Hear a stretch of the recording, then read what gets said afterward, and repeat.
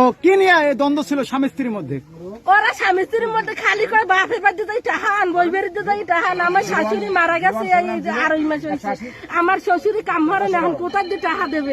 এই মনে হয় এই মরছে পর আমার শাশুড়ি 2-3 দিন বাড়াইতে খালি টাহা লাগিয়ে আমরা টাহা দিই নাই, কই টাহা দিতে পারবো না। আচ্ছা, আপনাদের কাছে গার্মেন্টস এর ইনকাম করে টাকা রাখছে, ফোনটা টাকা সেই টাকা নাকি চাচ্ছে, এইটা নিয়ে নাকি গঞ্জাম?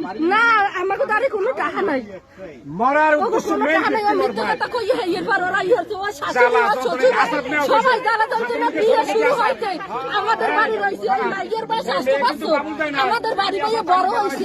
ওর নয়া দিল্লি হালাই থুইয়ে গেছে ওই মাইয়া, ওই পেয়ারে 3 মাসে পেয়ারে তুইয়া 1.5 মাস মধ্যে দ্বন্দ্ব চলতো। দ্বন্দ্ব চলে 12 মাসে, 12 মাসের ভিতরে 30 দিন 29 দিনই খালি ওদের ভিতর হুনমু ঝামেলা। ফ্যানের লাগে জুলাই মারছ, ফ্যানের লাগে জুলাই মারা। আমার ভাই